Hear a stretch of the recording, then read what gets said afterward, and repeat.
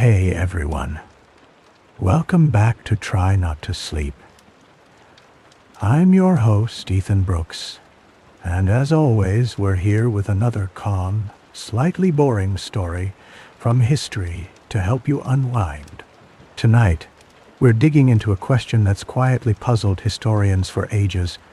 What did the ancient Sumerian records actually say long before the Bible? And how do their old tablets line up with those familiar biblical tales? All right, get comfortable, and let's see how far you make it before you fall asleep. So, most people picture the story of a great flood as something straight out of the Bible. Noah, the ark, the animals, classic Sunday school material. But what if that story was already old news by the time Genesis was written? The evidence sits in clay. Literally, archaeologists digging in the ruins of ancient Sumer, in what's now southern Iraq, found cuneiform tablets dating back to the 3rd millennium BC. These tablets tell a story that sounds eerily familiar. Gods warn a chosen man. A massive flood is coming. A boat is built. Life is safe.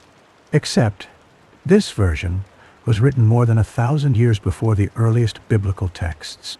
The Sumerian king list even pauses to mention a flood that swept over the land, and the Epic of Gilgamesh, preserved on tablets from the library of Ashurbanipal, 7th century BC, but copying much older stories, describes a flood survivor named Utnapishtim, who receives a divine warning and survives in a specially built vessel. So, the core elements are all there, long before the Hebrews ever set pen to parchment. But there's a twist. The Sumerian and Akkadian versions don't just predate the Bible. They're different in tone. Their gods panic, argue, even regret the flood. There's no clear moral lesson, just chaos, survival, and a bit of divine embarrassment. The biblical story, on the other hand, is laser-focused on morality. The flood becomes a judgment, a reset button for humanity's wickedness. That's a shift. Scholars generally agree that the Hebrew Bible didn't invent the flood story from scratch. Instead, it drew from a deep well of Mesopotamian tradition, reshaping old myths for a new audience. But similarities don't always mean direct copying. Cultures borrow, remix, and reinterpret, especially when living side by side for centuries. Plus, there's no smoking gun. No ancient document says, copied from Sumerian originals. Still, the overlap is hard to ignore.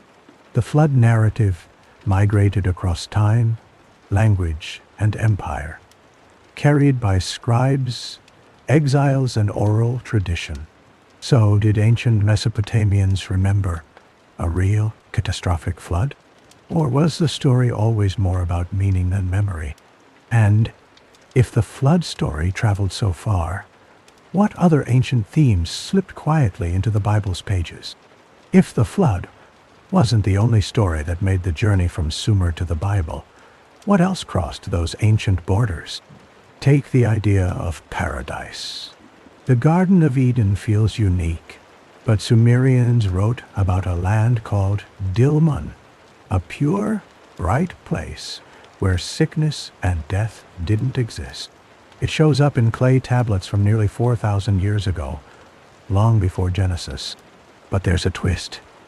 In the Sumerian version, it's not a human couple who breaks the rules, but the god Enki, who eats forbidden plants and pays the price. The details shift, but the bones of the story, an innocent world, a forbidden act, a loss, are already there. Now, watch what happens with the Tower of Babel.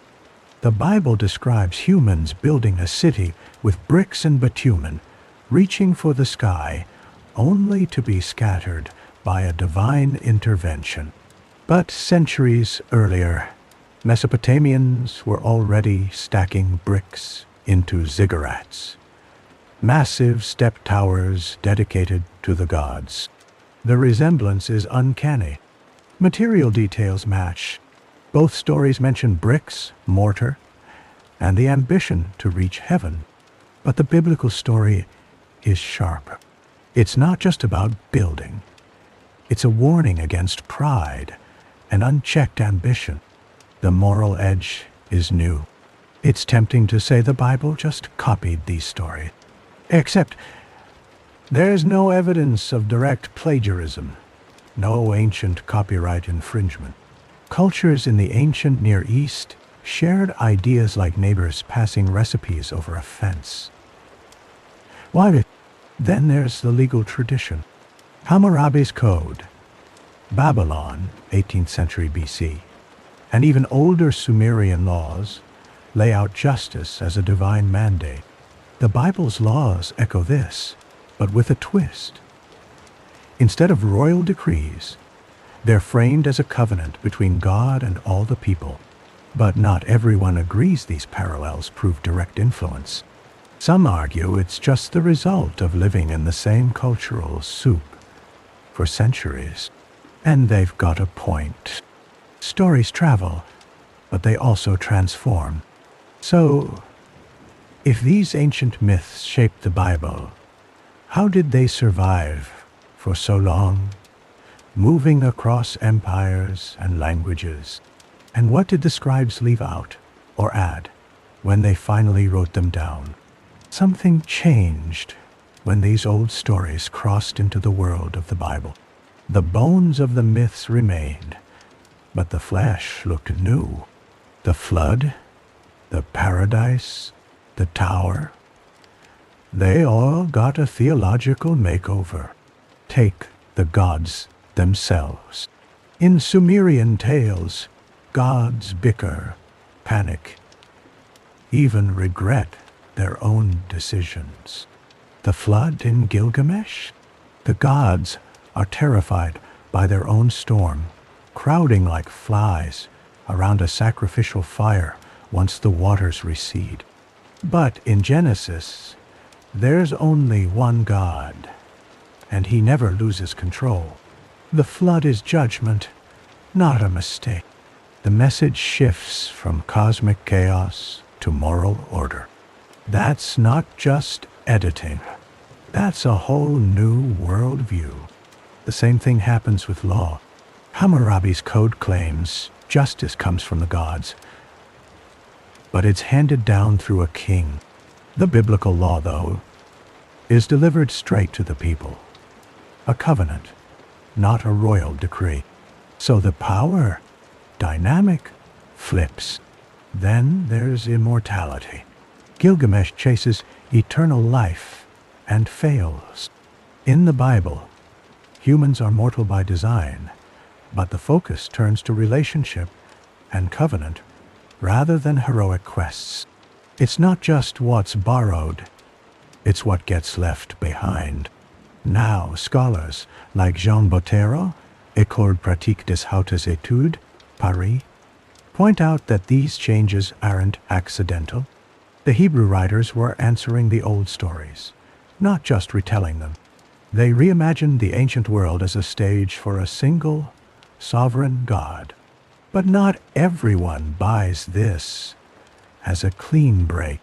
Some argue that the differences are just the natural result of centuries of oral storytelling, translation, and cultural drift. Maybe the changes weren't so intentional after all. Still, the shift is hard to ignore. The Bible's stories echo the past, but they're tuned to a different frequency. So, what did these changes mean for the people hearing them for the first time? And how did this new theology shape the world that came after? Imagine living in ancient Sumer, surrounded by rivers that could turn from life-givers to destroyers overnight. Floods weren't just a story.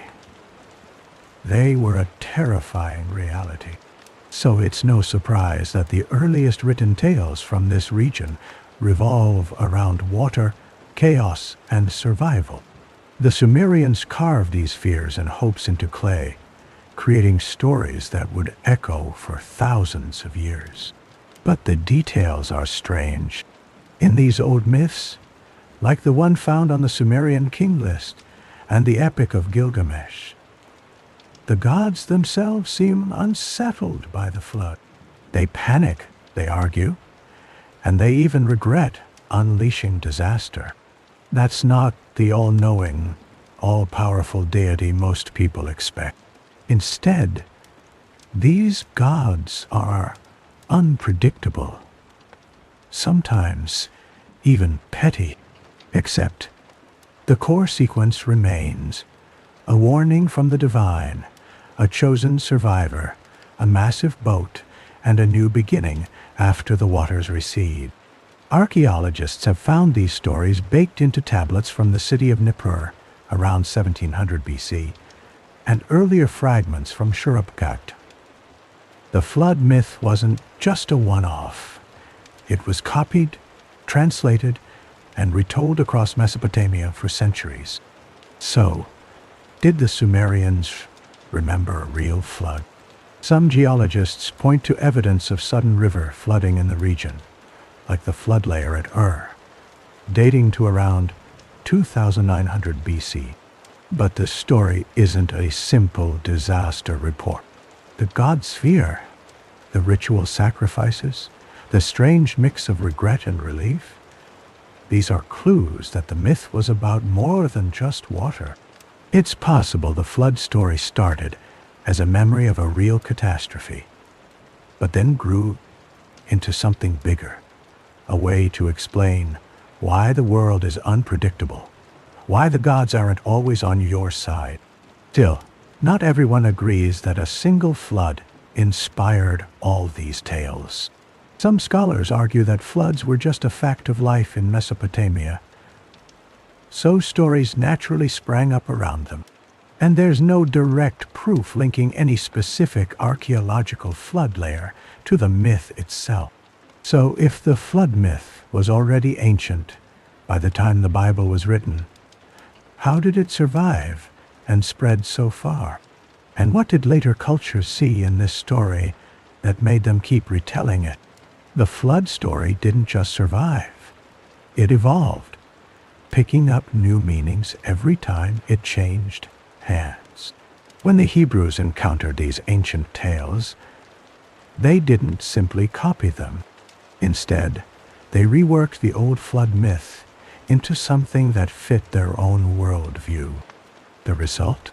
A narrative that's both familiar and radically different. In the Sumerian and Babylonian versions, floods are unleashed by capricious gods. Survival hinges on luck, cleverness, or the whim of a deity who changes their mind. But in Genesis, the flood is a deliberate act. God wipes the slate clean, then offers a covenant, a promise never to destroy the world in this way again. That promise is new. The story's focus shifts from chaos to order, from unpredictable gods to a single moral judge. But the similarities are impossible to miss.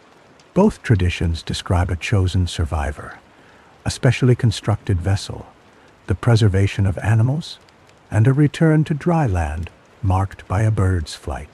So, how did the story travel so far? The answer lies in the movement of people and ideas. During the Babylonian exile in the 6th century BC, Judean elites found themselves surrounded by Mesopotamian archives, libraries filled with clay tablets, myths, and history. Exile wasn't just punishment. It was exposure. Judean scribes didn't just listen. They engaged, debated, and adapted. They took the flood story and gave it a new theological backbone. Now, some argue that similarities don't prove direct borrowing. After all, floods were a constant threat in the ancient Near East. Maybe everyone just came up with similar stories because they faced the same disaster. But the sequence, the divine warning, the boat, the animals, The covenant lines up too closely to be pure coincidence. Still, there's no ancient document showing a direct handoff from Babylonian myth to Hebrew scripture. So, did the biblical writers see themselves as part of an ancient conversation? Or were they trying to break from the past entirely? And if the flood story was just the beginning, what other ancient memories did they reshape? And why? Something stands out when you compare the earliest flood stories to the biblical version. The tone shifts, and so does the point. The Sumerian and Babylonian myths are packed with drama, but not much in the way of moral instruction. Their gods act on impulse, sometimes punishing humans for being too noisy, or just because they can. Survival is luck, not virtue. But the Genesis flood is different. This time, the disaster isn't random. It's a direct response to human corruption and violence. The text spells it out. The earth was filled with violence. All flesh had corrupted their way. The flood becomes a tool for justice.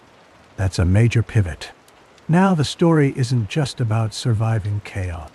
It's about the consequences of moral failure. The survivor, Noah, isn't just lucky. He's chosen because he's righteous in his generation. The reset isn't cosmic housekeeping. It's a clean slate for a new kind of relationship between God and humanity. After the waters recede, there's a covenant, a promise, and a rainbow. Symbols that never appear in the older versions.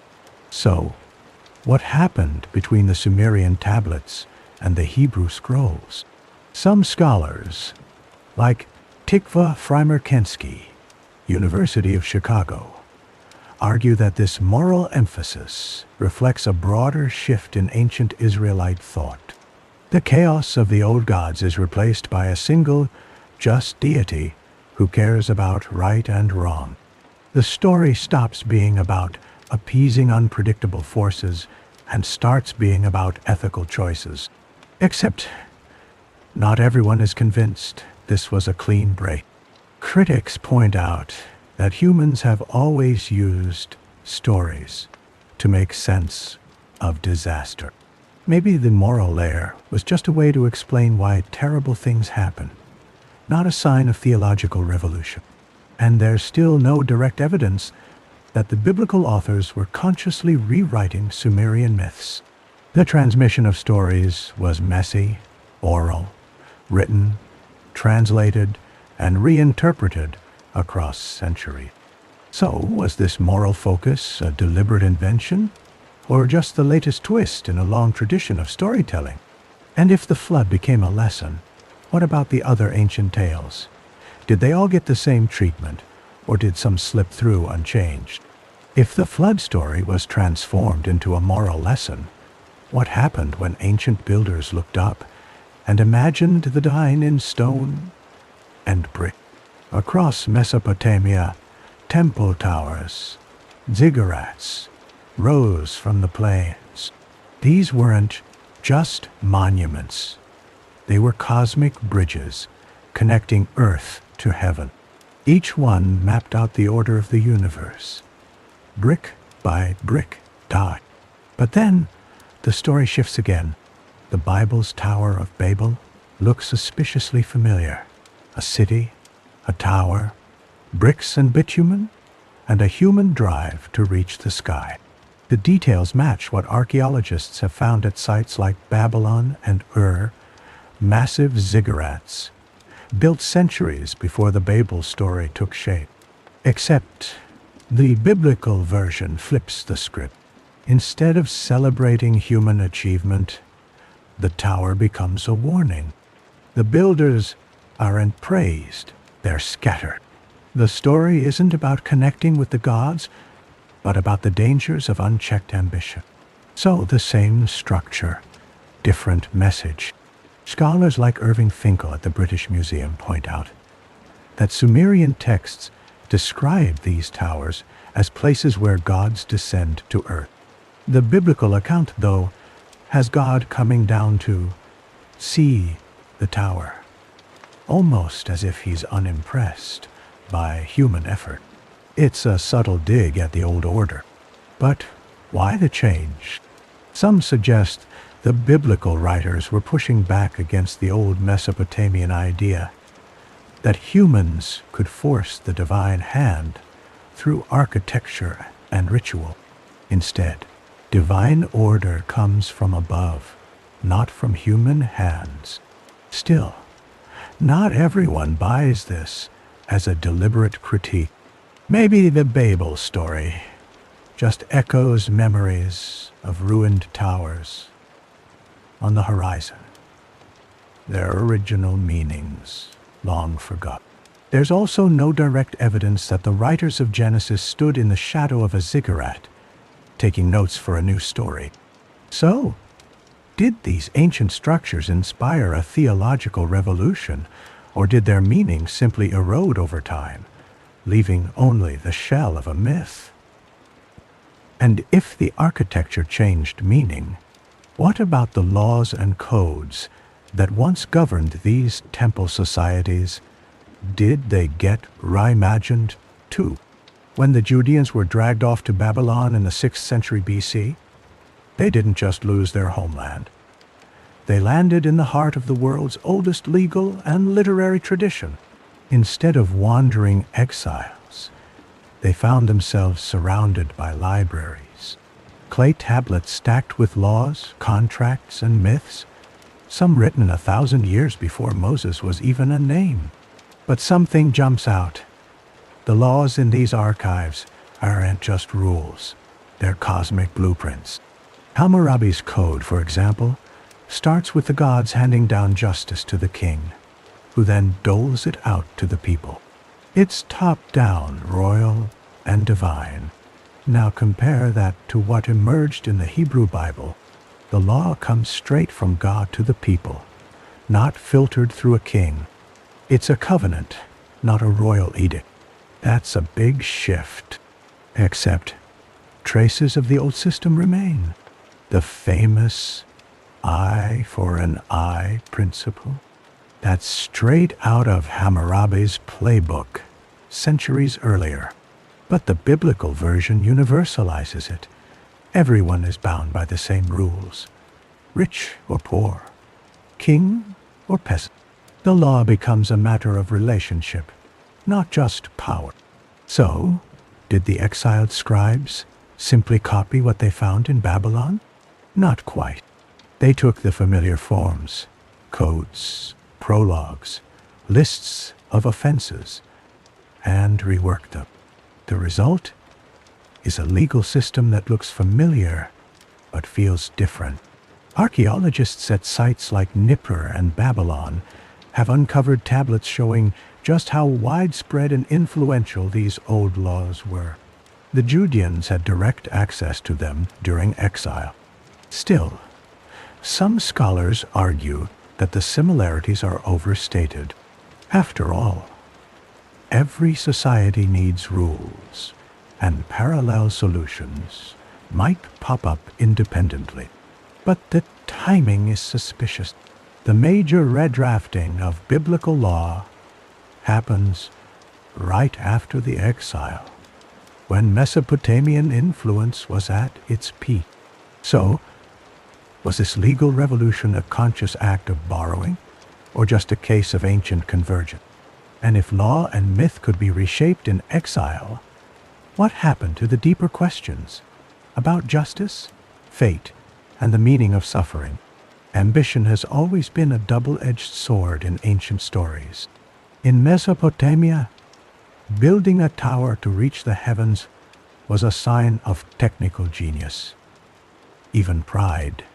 Ziggurats stood as proof that humans could touch the divine, or at least try. But something shifts when the story crosses into the Hebrew Bible. The Tower of Babel isn't a monument to progress anymore. It's a warning. Human ambition, once celebrated, becomes suspect dangerous even when it tries to outpace divine limits. Instead of applause, there's confusion and scattering. The materials are the same. Bricks, bitumen, a city rising from the plain. The ambition is familiar, but the outcome is flipped. So why the reversal? Some scholars say it's about control. Who gets to define the boundary between human and divine? In Babylon, kings built towers to show they could mediate with the gods. In Genesis, that attempt is cut short. The message: there's only one authority, and it isn't human. It's a sharp critique, not just of Babylonian architecture, but of the whole idea that humanity can engineer its way to heaven. Now, this isn't just literary theory. Archaeologists have found temple towers at Babylon and Borsippa, dating back at least to the 2nd millennium BC. The biblical writers would have seen these ruins, or their living counterparts, looming over the landscape. But the story isn't just about buildings. It's about the cost of unchecked ambition, the scattering of languages, the breakdown of unity. These become metaphors for what happens when people forget their place. Still, not everyone agrees. This is a direct attack on Mesopotamian culture. Some argue the Babel story is just another tale about why the world is the way it is, why people speak different languages, why cities rise and fall. Maybe the moral edge is something later readers added, and there's no ancient footnote telling us exactly what the authors intended. So, did this suspicion of ambition shape the rest of the biblical worldview? Or was it just one episode in a much bigger argument about what it means to be human? If ambition was suspect, what about justice? In ancient Mesopotamia, justice wasn't just a human invention. It was a gift from the gods, enforced by King Hammurabi, ruler of Babylon around 1750 BC, made sure everyone knew it. His code survives on a massive stone stele, topped with an image of the king receiving authority straight from Shamash, the sun god. The message is clear. Law comes from above, and the king is its mouthpiece. But when you read the laws themselves, something jumps out. An eye for an eye, a tooth for a tooth. It's a phrase that shows up in Exodus too, almost word for word. So, did the writers of the Hebrew Bible borrow from Hammurabi? Or is this just what law looked like in the ancient world? The similarities are hard to ignore. Both codes lay out penalties for theft, injury, and false witness. Both link justice to cosmic order, not just social convenience. Except the differences are just as striking. Hammurabi's laws are all about hierarchy. Penalties depend on your social rank, noble, commoner, or slave. The biblical version, though, levels the playing field. The law is for everyone, not just the elite. That's a radical move. Instead of royal justice, you get covenant justice, a contract between God and the whole community. But how much of this is direct influence? The Code of Hammurabi was carved in stone, copied in scribal schools, and preserved in temple archives for centuries. Judean exiles in Babylon would have had access to these texts, especially during the 6th century BC. Still, some argue that an eye for an eye is just a universal principle, basic fairness that any society might invent. Maybe the overlap is coincidence, not connection. And there's no ancient memo linking Moses to Hammurabi. So, if the law could be borrowed and reshaped, what about the deeper ideas? The vision of what it means to live in a just world. And did these ancient codes leave traces in how later societies imagined justice? Or did something entirely new emerge? The oldest laws we know, from Sumerian tablets to the Code of Hammurabi, draw a clear line between people. Nobles, commoners, slaves. Each gets a different kind of justice.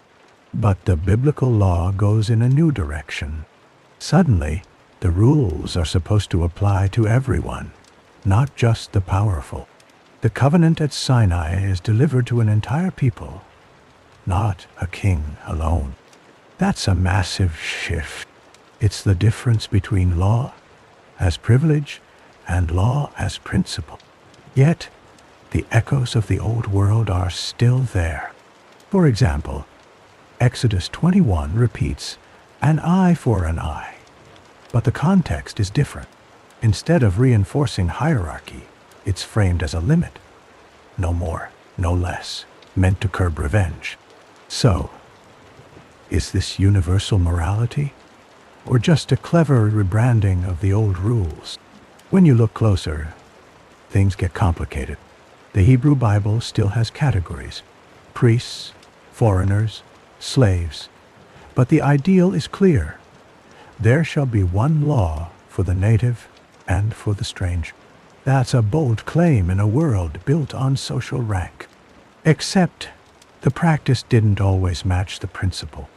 Archaeological records from ancient Israel show social divisions persisted, just with new labels. Now, some historians argue that this move toward universal law was more rhetorical than real. After all, every ancient society had its insiders and outsiders. But the language of equality left a mark.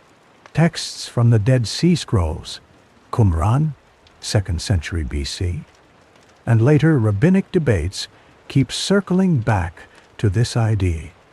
Should justice be the same for everyone? Or do some people still count more than others? Skeptics point out that true equality didn't arrive for thousands of years. Maybe these ancient laws were just a first draft. Still, the seeds were planted. So, if the biblical writers were willing to rethink justice, how far did they go? Did they also challenge the older myths about power, fate, and the gods themselves? Or did some ancient assumptions prove too stubborn to uproot? So, if the law in the Bible really did break with Mesopotamian tradition, what was the engine behind that shift? The answer might be hiding in a single word: covenant. Unlike the old codes, which were royal proclamations, the biblical law is set up as a binding agreement between God and an entire people. It's not just rules from on high, it's a partnership with obligations on both sides. That's a big leap. Instead of subjects obeying a king, you have a whole nation entering into a contract with the divine. But the fine print is where things get interesting. Ancient Sumerian and Babylonian texts show kings boasting about their justice, but always as a one-way street. The gods hand down authority, the king enforces it, and everyone else falls in line. The biblical covenant, though, is mutual. God promises protection, land, and blessing, but expects loyalty and ethical behavior in return. The law is woven into the relationship. It's not just about order, but about identity. So, why this change? Some scholars, like Michael Coogan from Harvard, point to the trauma of exile and return. When the Judeans lost their king and temple, they needed a new foundation. The covenant offered a way to rebuild community from the ground up. But there's a twist. The language of the covenant borrows from old Near Eastern treaties. Think Hittite suzerainty contracts from the 2nd millennium BCI. The format is familiar, but the content is transformed. Instead of a king demanding tribute, it's God asking for justice, mercy, and humility. Still, not everyone is convinced this was a total break from the past. Critics say the covenant is just another version of royal propaganda. Swap out the king, insert God, and the machinery keeps running. And there is no ancient inscription that spells out the moment this shift happened. So, did the covenant truly democratize the law, or just repackage old hierarchies in new language? And if the law became a living agreement, how did that shape the way people saw themselves and their place in the world? If law became a living contract, how did people even know what the rules were? The answer starts in the archives. Thousands of clay tablets, stacked in temple libraries, from Sumer to Babylon. These weren't just dusty records. They were the backbone of civilization. Scribes copied, recopied, and translated myths, laws, and contracts for centuries. Some tablets, like those from Nippur or the library of Ashurbanipal in Nineveh, survived fire, conquest, and time itself. So, even as empires fell, the stories and statutes lived on. But there's a twist. These archives weren't public libraries. Access was tightly controlled. Mostly priests, officials, and professional scribes could read or write. For most people, law was something heard, not read. Except the act of copying itself preserved more than just words. It kept the memory of older worlds alive, even as new rulers and new gods took over. This is how Sumerian myths about paradise, the flood, and cosmic law made their way into Akkadian, Babylonian, and eventually Judean hands. The process wasn't tidy. Stories morphed, legal codes merged, and meanings shifted with every generation of scribes. But the clay tablets didn't just transmit facts. They preserved debates, contradictions, and even doubts. Some tablets record rival versions of the same myth, side by side. Now, when the Judeans were exiled to Babylon, they encountered these archives firsthand. They weren't just passive recipients. They argued, adapted, and sometimes pushed back against what they found. So the biblical writers didn't just inherit a tradition. They wrestled with it. Still, some historians argue that the influence of these archives is overstated. After all, oral tradition was just as powerful, and most people never saw a tablet up close. But the archaeological record is clear. The clay archives outlasted their creators, shaping not just the Bible, but the entire memory of the ancient Near East. So, if the tablets carried memory across centuries, what happens when those memories collide with new languages, new rulers, and new ideas? Does the story stay the same, or does it fracture into something else? When memories pass from one language to another, something always gets lost or transformed. Sumerian stories didn't stay locked in their original script. As the Akkadians rose to power, their scribes took up the stylus and began translating Sumerian myths, laws, and hymns into Akkadian, the new language of empire. This wasn't just about words. It was about reshaping the past for a new audience. So, the old stories got a second life. But translation is never neutral. Some details stayed, others faded, and new meanings crept in. Akkadian versions of the flood, for example, introduce names and twists that don't appear in the Sumerian original. The gods change roles. Motives shift. Even the tone starts to feel different. Take the story of Gilgamesh. In Sumerian, he's a king among many, facing monsters and fate.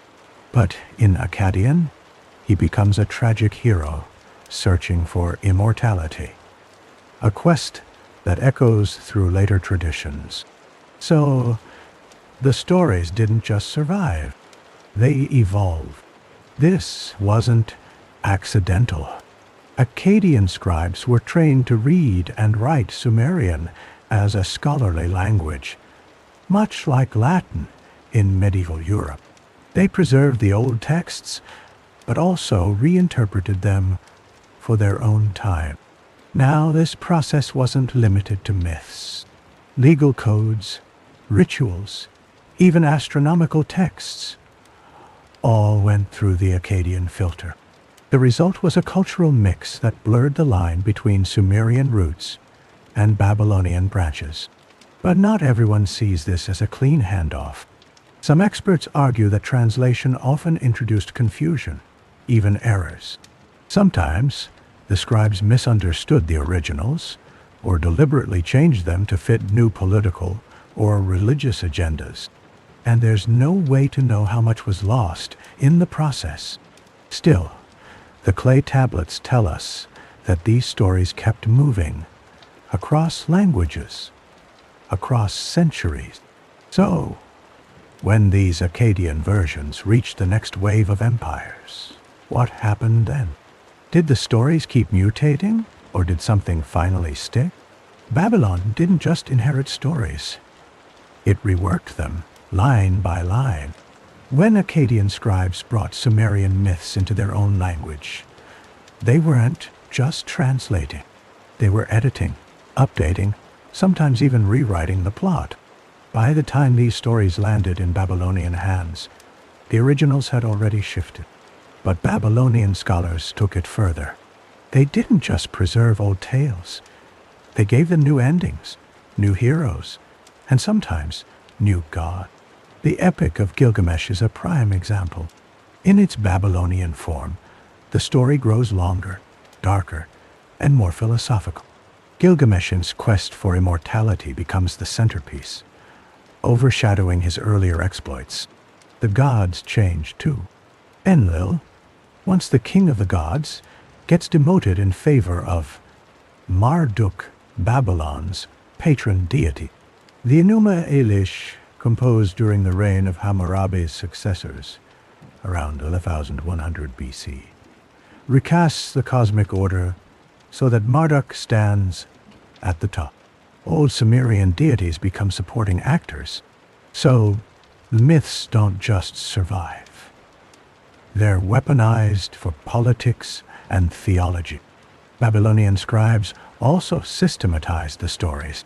They organized myths into series, created official versions, and stored them in state archives, like the famous library of Ashurbanipal at Nineveh. This wasn't just about preservation. It was about control. But not every detail made the cut. Some Sumerian themes, like the gods' regret or their chaotic squabbles, get toned down or recast. The flood story, for instance, becomes more about cosmic order and less about divine panic. Except the core drama stays. A divine warning, a chosen survivor, a world reset. These elements remain, even as the tone shifts. Now, some scholars argue that these changes were inevitable. Every generation rewrites its myths to fit new realities. Maybe the Babylonians were just doing what every culture does. But the scale and precision of Babylonian revisions stand out. They weren't just retelling. They were curating a legacy. Still, there's a catch. Not all stories conformed. Local traditions and rival cities kept their own versions alive, sometimes in open defiance of Babylonian edits. So, if the Babylonians could reshape the past to fit their present, what happened when their own empire fell, and new powers took over the story? When Babylon's grip loosened, the old stories didn't vanish. They scattered. Assyria, then Persia, swept across the region, toppling palaces and temples. But the myths, laws, and legends didn't stay put. They traveled with merchants, scribes, and exiles, weaving their way into the daily life of new cities and distant provinces. Suddenly, Mesopotamian ideas were everywhere. Aramaic became the common language, turning local traditions into a shared script. Scribes in Syria, Anatolia, and even the Levant began copying and adapting stories that once belonged only to Sumer or Babylon. Except the stories didn't always arrive intact. Sometimes only fragments survived. A flood here, a paradise there, stitched into new tales with local heroes and gods. The old motifs, divine warnings, sacred trees, cosmic battles, showed up in places the original scribes never imagined. So the boundaries between cultures blurred. Take the city of Ugarit on the Mediterranean coast. Excavations there in the 1920s uncovered tablets with stories that echo both Mesopotamian and biblical themes. They're written in a different language, but the bones of the stories are unmistakable. Now, most historians agree that the Hebrew Bible didn't appear in a vacuum. It grew in a world where stories flowed like river water. Sometimes clear, sometimes muddy, always moving. But there's a catch. Just because stories look similar doesn't mean they're borrowed directly. Shared environments, common disasters, and human imagination can produce striking parallels. Still, the movement of people, especially during events like the Babylonian exile, made it almost inevitable that ideas would cross-pollinate. Archaeological finds back this up. Clay tablets from Assyrian archives, Aramaic papyri from Egypt, and bilingual inscriptions all point to a region where cultural memory was constantly in motion. Yet, not every story made the journey unchanged. Some transformed so completely that their origins are almost impossible to trace. So, how did local storytellers decide which pieces to keep, which to reshape, and which to leave behind? And what happened when these ancient memories finally collided with the rising power of Israel and Judah? When Judean exiles arrived in Babylon, they didn't just find a foreign city. They walked straight into the world's oldest archive. Towering ziggurats, sprawling temples, and clay tablets stacked in dim-lit rooms. The city was a living museum of memory. But these exiles weren't tourists. They were captives, forced to adapt or disappear. Except Babylon wasn't just about survival. It was about exposure. Judean scribes suddenly had access to libraries that held centuries of stories. Creation myths, flood tales, legal codes, and hymns. The clay tablets of Ashurbanipal's library alone contained thousands of years of accumulated tradition, copied and recopied by generations of Mesopotamian scholars. So what did these newcomers do with all that material? They read, they listened, and they argued. Some stories felt familiar, others strange. But the flood narrative, the tower, the law, these were themes they already knew, now told with different names and motives. The temptation to borrow was strong. Yet, they didn't just copy. They reworked, reframed, and sometimes outright challenged the stories they found. The Genesis creation account, for example, echoes the structure of the Babylonian Enuma Elish, but swaps out a chaotic pantheon for a single, sovereign God. The flood story preserves the bones of the older myth, but turns it into a moral drama. It wasn't passive inheritance. It was active rewriting. Now, some argue these similarities are just coincidence. After all, floods, towers, and laws are universal concerns in any ancient society. But the timing is suspicious. The major redrafting of biblical texts happened during and after the Babylonian exile, right when Judean scribes were surrounded by Mesopotamian archives. There's no ancient note saying, "We borrowed this from Babylon." The process was subtler, more like a conversation than a citation. Still, not everyone buys the idea of direct influence. Oral tradition carried plenty of weight, and some stories might have come through neighboring cultures, not Babylonian tablets. So, how did these exiles decide what to keep, what to reject, and what to transform? And once they returned home, how did these layered memories shape the future of their own tradition? Babylon in the 6th century BC was a crossroads, not just for armies and traders, but for stories and ideas. When the Judean exiles arrived, they stepped into a city humming with the memory of empires: Sumerian, Akkadian, Babylonian, all stacked on top of each other, each leaving its mark. But this wasn't a one-way street. The exiles brought their own traditions, prayers, and questions, shaped by centuries of life in the land of Judah.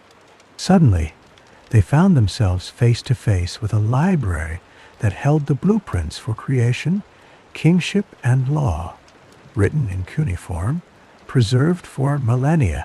So, what happens when a people with their own sacred stories are handed the keys to the oldest archive on earth? Some Judean scribes saw echoes of their own past in the clay tablets: floods, towers, gardens, and laws. But the details didn't always line up. The gods of Babylon fought and schemed. The God of Israel stood alone, unchallenged. That's where the real work began. Instead of copying, the exiles reimagined. They recast old myths with new meanings, sometimes stripping away the chaos and rivalry, and replacing them with order and covenant. The flood became a story about justice, not just survival. The law became a contract with the divine, not a royal decree. But not everything made the cut. Some stories were left behind, too tangled in foreign gods, or too rooted in Babylonian politics. Others were kept but transformed, like the creation story, which kept the structure of the Enuma Elish, but replaced the cosmic battle with spoken command. It was a process of selection, adaptation, and sometimes quiet rebellion. Archaeological finds from Babylon and Jerusalem show just how interconnected these worlds became. Clay tablets, Hebrew scrolls, and Aramaic letters all point to a messy, creative exchange. Still, some argue that the influence of Babylon is overstated. After all, oral tradition was strong, and not every story needs a foreign source to explain its origin. But the timing is hard to ignore. The great editorial push that shaped the Hebrew Bible happened right after the exile, in the shadow of Babylon's towers. So, when the exiles finally returned home, did these layered memories unify their identity? Or did they spark new debates about what should be remembered and what should be forgotten? If the exiles came home carrying new stories, the real test was what they did with the oldest ones of all, those about the beginning of the world. Sumer's clay tablets had been telling creation stories for centuries before Genesis was ever written. But the details are not what you might expect. In Sumerian cosmology, the universe begins in watery chaos. The first gods emerge from the mingling of fresh water and salt water. Apsu and Tiamat. It's messy, violent, and crowded. Creation is a byproduct of divine struggle, not a planned masterpiece. Now compare that to Genesis. The opening lines echo the old chaos. The earth was formless and void, darkness over the face of the deep. But then, a single God speaks light into existence. There's no cosmic battle, no rival gods, just order from chaos by command. That's a sharp break, except some details slip through. Both stories start with water. Both imagine the world as a dome above the deep. Even the sequence, light, sky, land, life, lines up more closely than you'd expect, considering the gap in centuries. So, did the Hebrew writers just borrow the Sumerian blueprint? Not quite. They seem to be answering it, point by point. Instead of gods fighting for supremacy, Genesis insists on unity and purpose. The world isn't an accident. It's intentional. Archaeologists at sites like Nippur and Uruk have found tablets from as early as 2000 BC describing these cosmic origins. Later, Babylonian scribes would reshape them. And by the time the Judeans arrived in exile, these stories were everywhere. But Genesis is more than just a remix. It's a challenge to the old order. It strips away the pantheon and leaves a single voice in control. Still, not everyone is convinced this is deliberate. Some argue the similarities are just what happens when people everywhere look up at the sky and wonder how it all began. And there's no ancient note admitting we rewrote the Sumerian myth. So, if the Bible's creation story is a response to Sumerian chaos, what about the rest of the cosmic order? Angels, demons, the underworld? Did those ideas travel the same long road, or did they take a different path? If the creation story was a direct answer to Sumerian chaos, what happened to the rest of the supernatural cast? The ancient Near East was crowded with beings. Gods, spirits, monsters, each with their own agenda. But the Bible narrows the field. In Sumerian and Babylonian myth, the world teems with chaos, monster. Tiamat, the dragon of the deep, is slain to create the heavens. Demons roam the night. The underworld is a shadowy bureaucracy, ruled by gods like Ereshkigal and Nergal. Chaos is never fully tamed, but Genesis flips the script. Instead of cosmic beasts and rival gods, there's a single creator who subdues the deep by word alone. The monsters are demoted. Leviathan and Behemoth show up later, but as creatures, not threats to cosmic order. Angels and demons don't even appear in the opening chapters. So, where did all those other supernatural beings go? Some scholars argue they didn't disappear. They just changed roles. The Hebrew Bible hints at a divine council, sons of God who gather before Yahweh. In Job, Satan is an accuser, not yet the prince of evil. The underworld, Sheol, is a murky holding place, not a realm of torment or reward. But the real shift is who's in charge. Human beings are given dominion over the earth, told to subdue and fill it. That's a job description you don't find in Sumerian myth where humans are created to serve the gods, not rule the world. It's a bold claim. Now, tablets from Ugarit, 13th century BC, show that divine councils and chaos monsters were still part of the cultural background. The biblical writers knew these stories. They just chose a different ending. However, not everyone buys this as a clean break. Some point out that later Jewish texts, like the Book of Enoch, bring back a flood of angels, demons, and cosmic battles. Maybe the old chaos never really went away. It just went underground for a while. And there's no single moment when the supernatural cast officially changed. So, if the Bible's early chapters push chaos to the margins, why do monsters and spirits keep creeping back in later? And what does that say about the human need for order and the fear that chaos is never fully gone? The early chapters of Genesis push chaos to the background, but the shadows never really leave. Over time, the supernatural world creeps back in, sometimes quietly, sometimes with a roar. It's almost as if the more order the text tries to impose, the more the old monsters and spirits find ways to slip through the cracks. Take the Book of Job. Suddenly, Satan isn't just an accuser in the heavenly court. He's a challenger, testing the boundaries of divine authority.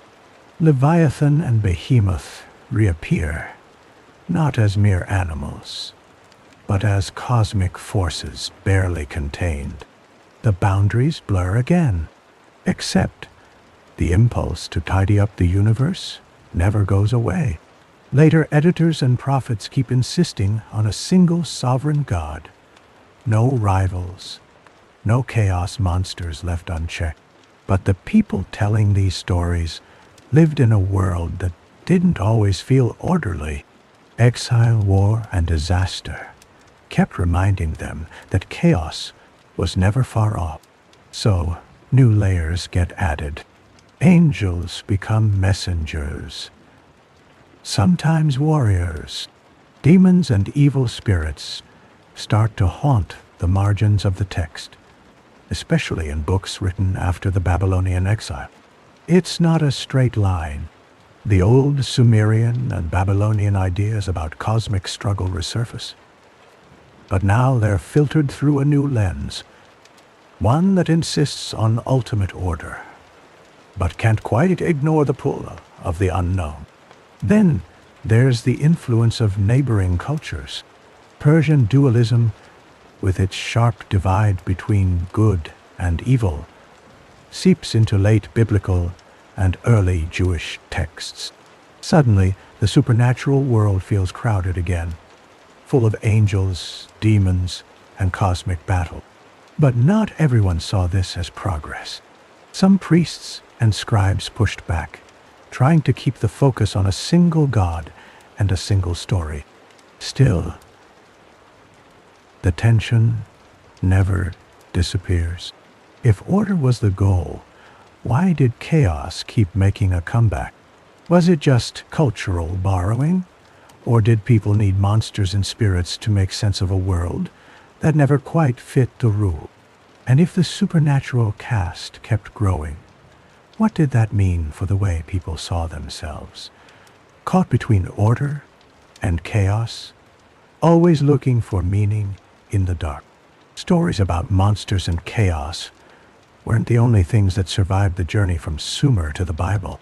There's another thread running through these ancient texts: the hero's quest. But the way heroes look and what they're fighting for changes along the way. In the Epic of Gilgamesh, the king of Uruk sets out to slay monsters, defy death, and win eternal fame. He battles Humbaba in the cedar forest, wrestles with gods, and searches for the secret of immortality. The world is full of danger, but also possibility. Every obstacle is a test of strength. Except the Bible's heroes don't fit this mold. Moses doesn't slay dragons. He argues with God, doubts himself, and leads his people out of Egypt by following instructions, not by force of arms. David faces Goliath, sure, but his victory is framed as faith, not brute power. Even Abraham's journey isn't about conquest, but about trusting a promise. So, the focus shifts from glory to obedience. Now, that doesn't mean the old pattern disappears. You still see echoes of the heroic quest, the chosen one, the journey, the trial. But the point isn't to become a legend. It's to fulfill a purpose set by someone higher. That's a big turn. Archaeologists have found copies of the Gilgamesh epic in Nineveh's library, dating to the 7th century BC. The story was everywhere, copied in scribal schools, known across the Near East. It was the template for what it meant to be a hero. But the biblical writers seem to push back. Their heroes are flawed, hesitant, even reluctant. Divine intervention replaces personal triumph. So, does this mean the Bible rejected the ancient hero entirely? Or did it just redefine what heroism looked like? Some argue that the difference is overstated. After all, every culture admires courage and resilience. Maybe the change is just a matter of emphasis, not a total break. But the pattern is hard to ignore. The quest for fame gives way to the quest for faith. If the Bible rewrote the rules for heroes, what did that do to the villains? And to the very idea of evil itself? If the Bible's heroes learned to trust instead of conquer, what happened to the way ancient stories handled death? In Mesopotamian literature, mortality is everywhere. Gilgamesh, the mightiest king, can't outrun it. After losing his friend Enkidu, he's consumed by fear of death and sets off on a desperate quest for immortality. But the answers he finds are grim. The gods grant everlasting life to a chosen few, like Utnapishtim, but for everyone else, there's only the shadowy underworld, a place of dust, darkness, and endless routine.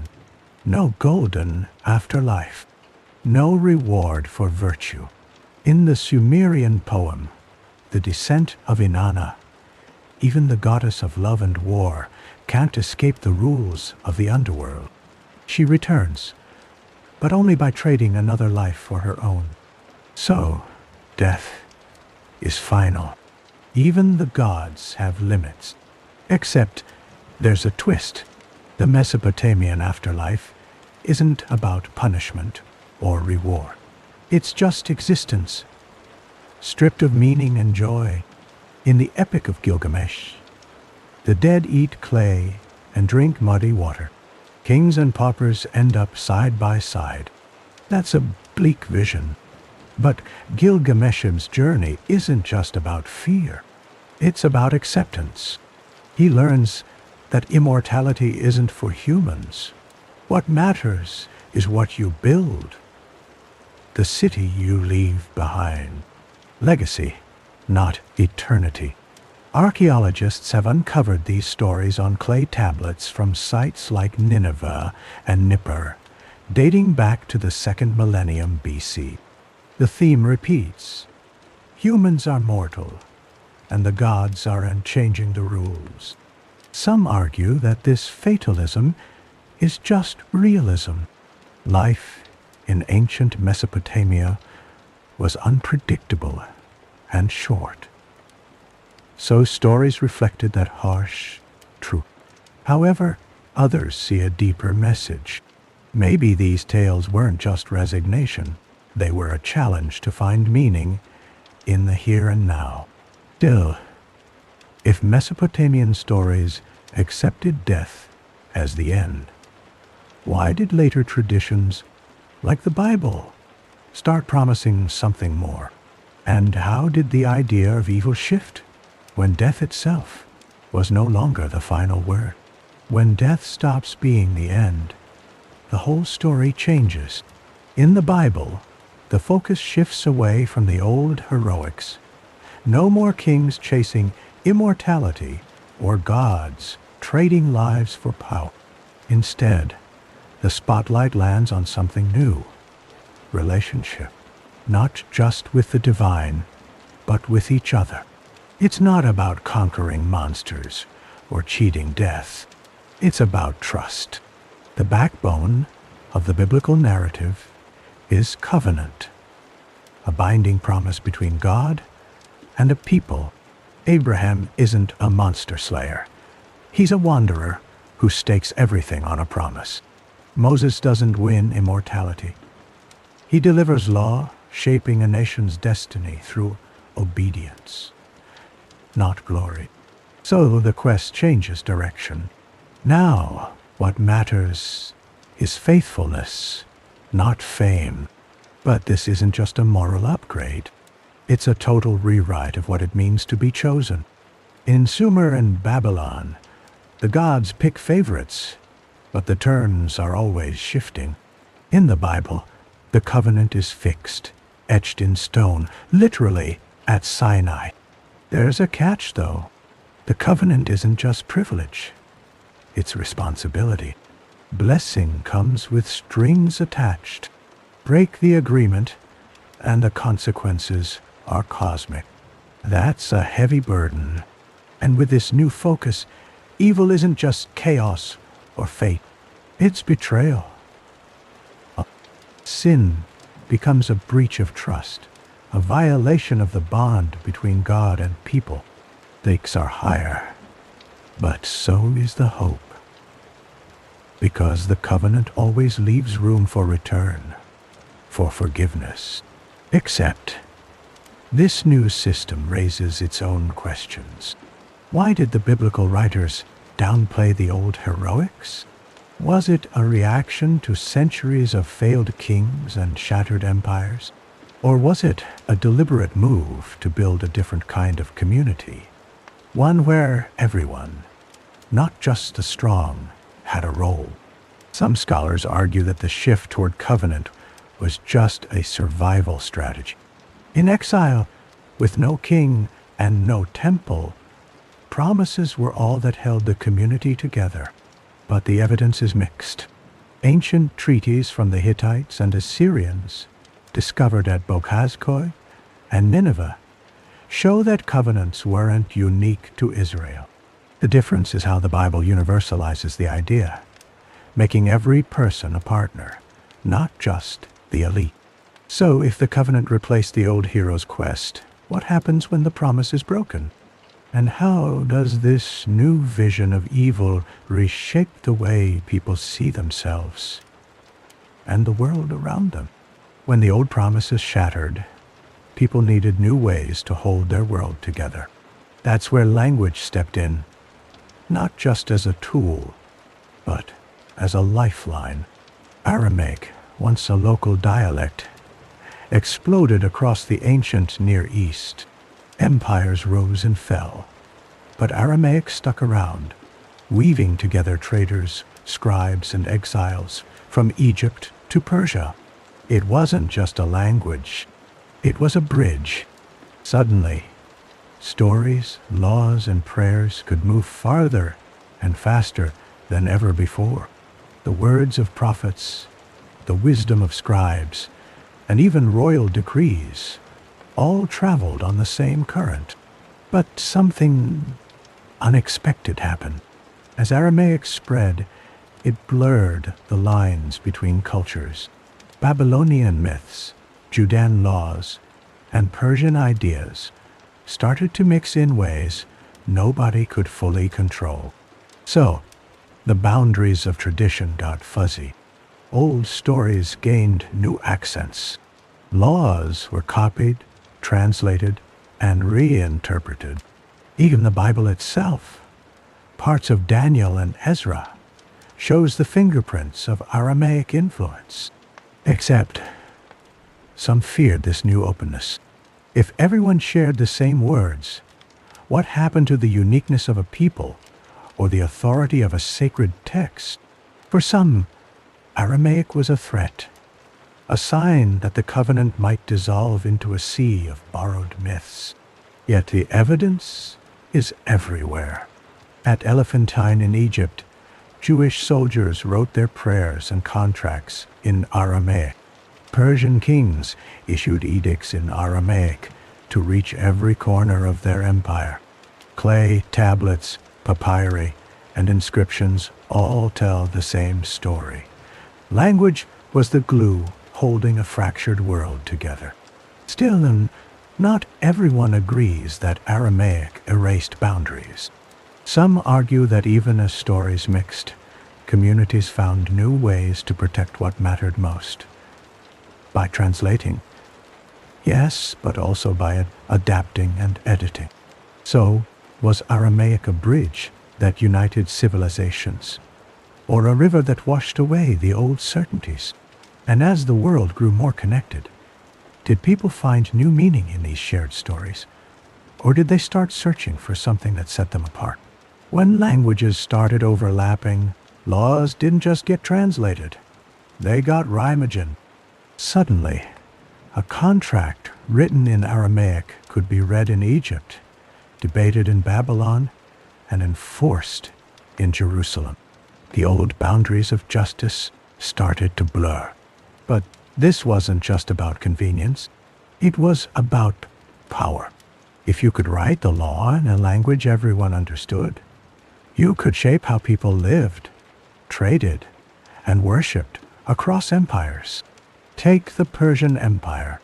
By the 5th century BC, Aramaic was the official language of administration from the Nile to the Indus.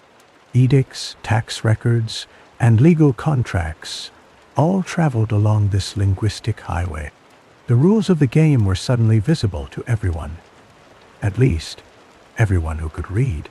Except, not all legal ideas survived the journey unchanged.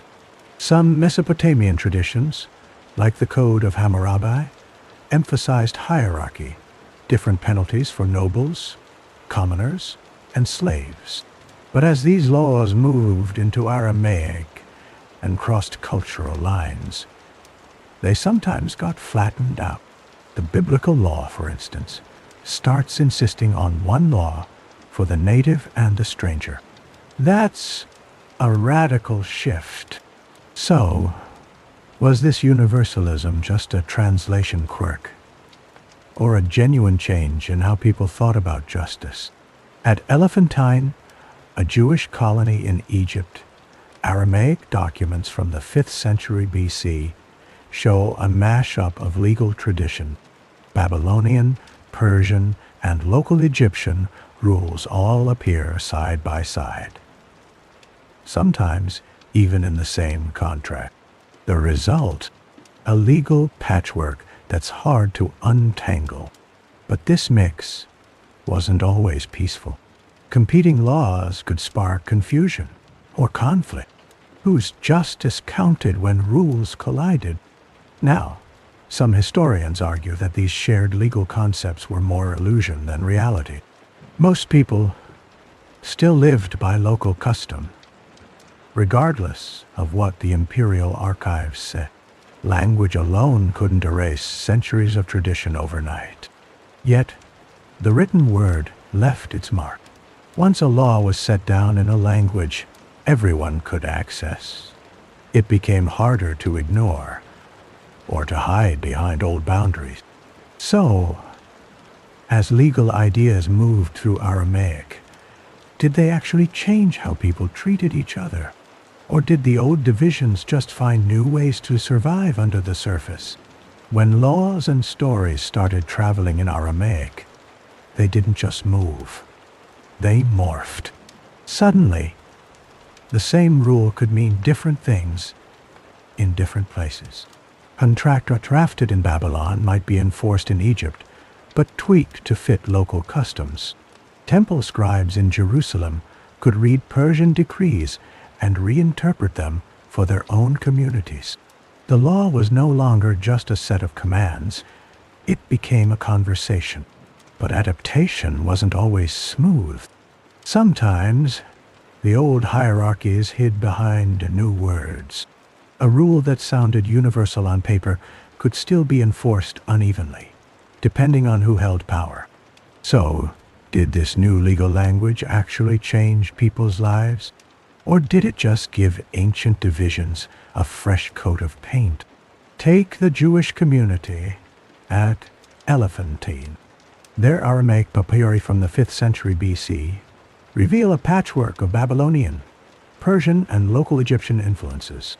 Marriage contracts, property disputes, and even prayers blend traditions, sometimes harmoniously, sometimes awkwardly.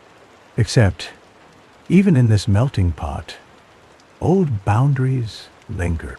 Priests still guarded their privileges. Foreigners and locals didn't always share the same rights, no matter what the text said. Then there's the question of intention. Did scribes and lawmakers mean to create a more equal world? Or were they just making the best of a complicated situation? Some historians, like Shmuel Ahaituv, Ben Gurion University, argue that the spread of Aramaic was less about idealism and more about necessity. Empires needed a common tongue to keep order, not to promote fairness. Yet, the written record is stubborn. Once a law is set down for all to see, it becomes a tool, sometimes for justice, sometimes for resistance. Still, it's easy to overstate the impact. Most people lived and died by local custom, barely touched by imperial edicts, but the seeds of change were planted. If ancient laws could be reinterpreted for new audiences, what happened when the stories themselves, myths, origins, promises, started to shift in the same way? And did those changes open the door for even bigger transformations down the line? When stories start shifting, something unexpected happens. They don't just survive, they become more powerful. The old flood myths, creation tales, and codes of law might have started as local legends, but they kept getting retold, recast, and reinterpreted. Every new version added a layer, a twist, or a moral edge that spoke to whoever was listening. So why do these ancient stories still echo today? It's not just about nostalgia or tradition. These myths tap into questions that never go away. Where do we come from? What's right or wrong? Who gets to decide? And what happens when we cross the line? But there's more to it. The Sumerian flood story, for example, was about surviving disaster in a world ruled by unpredictable gods. The biblical flood turned it into a lesson about justice, choice, and second chances. Each retelling wasn't just a copy. It was a conversation with the past. Except the details didn't always line up. The gods in one version were flawed. The God in another was absolute. The law shifted from royal decree to covenant. Myths about heroes became stories about faith. That friction, the places where the stories don't quite fit, is what keeps them alive. Take the Epic of Gilgamesh. It's a search for immortality that ends in acceptance of mortality. Genesis flips the script. Mortality is the starting point, but the focus turns to meaning, hope, and relationship. So these stories stick because they keep changing. Archaeologists digging at sites like Ur, Babylon, and Jerusalem still find new fragments, evidence that people never stopped rewriting the script. Now, some critics argue that these parallels are just coincidence, or that we read too much into similarities. Maybe. Every culture invents floods, towers, and heroes, because those are universal human concerns. But the timing, the details, and the way these stories adapt to new crises suggest something deeper. They aren't just echoes. They're anchors and launchpads, shaping how people see themselves and their world. If these ancient tales could survive empires, languages, and exile, what else might be hiding in plain sight, waiting to be rediscovered or reimagined for the next generation? Memory in the ancient world didn't move in straight lines.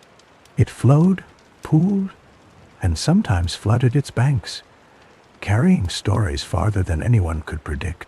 So much of what we call history is really a river memory. Old tales, half remembered, reshaped every time they're retold. The Sumerians carved their myths into clay, but those stories didn't stay put.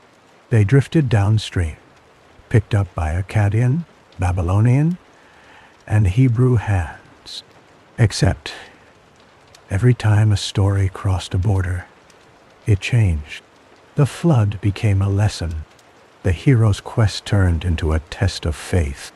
Even the idea of law morphed from royal decree to a covenant that claimed to bind everyone, not just the powerful. But not everything survived the journey intact. Some parts sank to the bottom, lost to time or erased by new rulers. Others resurfaced centuries later, fragments in a temple archive or a ruined city's library.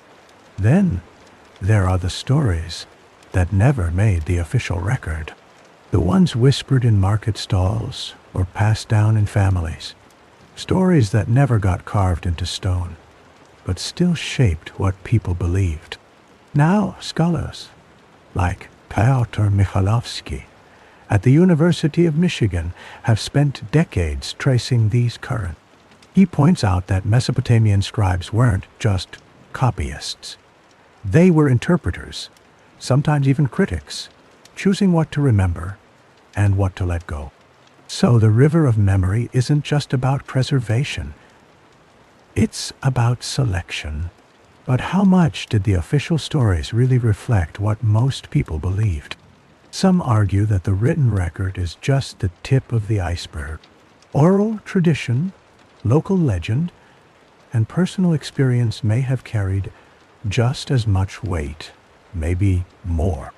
And there's no way to reconstruct every lost branch of the river. So, if the stories we know are only a fraction of what was once told, what else might be hidden beneath the surface, waiting for a drought, a dig, or a new question to bring it back to light? Some stories never really go away. They just change shape. Mesopotamian traditions, carved into clay and buried for millennia, still ripple through the stories we tell and the rules we follow. Scholars say the Bible's creation, flood, and law codes all echo these older myths, reshaped for new audiences and new anxieties. But the similarities aren't always neat. The Sumerian gods bicker and regret. The biblical God acts with purpose. Laws that once protected kings become covenants that bind entire communities. So, what actually survived from that ancient world? And what got left behind? Take the idea of paradise. Sumerians wrote of Dilmun, a land of pure water and no sickness. Genesis transforms it into Eden, a garden lost not by fate, but by human choice. Flood stories, too, carry forward. The bones of the tale remain, divine warning. A chosen survivor, a world reset. But the meaning shifts from cosmic accident to moral lesson. Then there are the laws. Hammurabi's code is about hierarchy. Biblical law insists on justice for the outsider and the weak. The shift is subtle, but it's there. Except, not every thread is easy to trace. Some motifs, like the cosmic battle between order and chaos, fade only to reappear centuries later in new forms. Archaeological finds at sites like Nippur and Babylon ground these connections in real artifacts, tablets, temple records, and bilingual texts. The evidence is solid, but the interpretation is always up for debate. Some argue that these parallels are just what happens when people face the same floods, famines, and questions about fate. Maybe the stories are universal, not borrowed. But the timing and the details are hard to dismiss. When exiles returned from Babylon, their texts carried the fingerprints of older civilizations, sometimes obvious, sometimes hidden in plain sight. So, how much of the ancient world is still with us, quietly shaping the stories we think are our own? And what might we find if we dig a little deeper into the earth or into the stories themselves?